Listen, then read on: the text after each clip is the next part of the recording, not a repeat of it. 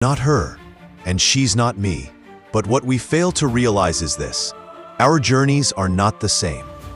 If a fish spends its whole life wishing to fly like a bird, it will always feel inadequate, even though it has the power to swim across the entire ocean. Today, with social media in front of us constantly, this problem has only grown. We scroll, we watch, and we compare. We see someone else's highlight reel, and suddenly our own life feels small. We forget the gifts we already have. And slowly, this mindset drags us into sadness, emptiness, and hopelessness. So this story is for anyone who has ever whispered to themselves, "I'll never be as good as them." Listen carefully. There was once a small village beside a wide, peaceful forest.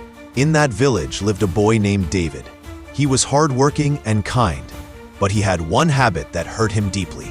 He constantly compared himself to others. When his classmate John scored highest in class, he thought, "If only I were as smart as him."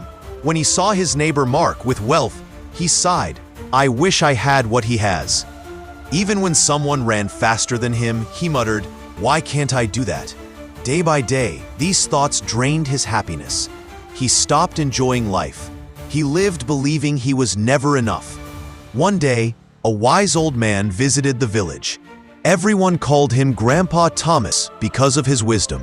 David went to him and said, "Grandpa, no matter how hard I try, I always feel like I'm not good enough." Grandpa Thomas smiled and said, "Come to the oldest tree in the village tomorrow morning." The next morning, David arrived. Grandpa Thomas said, "Look around. What do you see?" David replied, "I see many trees, some tall, some small. Some give fruit, some don't." Grandpa nodded. "Now imagine if the apple tree looked at the oak and complained, 'Why am I not as tall?'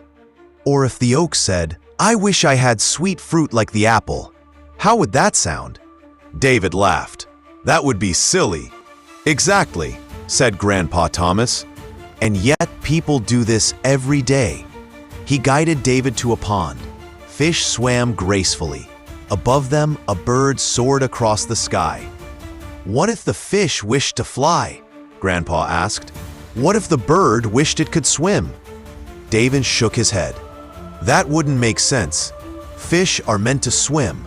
Birds are meant to fly." Grandpa Thomas smiled warmly.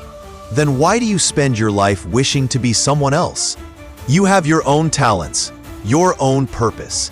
You just need to discover it." Something changed inside David that day. He stopped measuring himself against others. He began improving himself, step by step, at his own pace. Slowly, his confidence returned. His life began to brighten. Years later, David built his own successful business. He became an inspiration to many. Whenever someone asked him, "How did you become so successful?" he simply replied, "Never compare yourself to others. If a fish tries to fly, it will feel like a failure. But if it swims, it can master the entire ocean." Always remember, the sun and the moon never shine together, yet both are equally important. Find your own path. Walk it your way. That is where real success lives.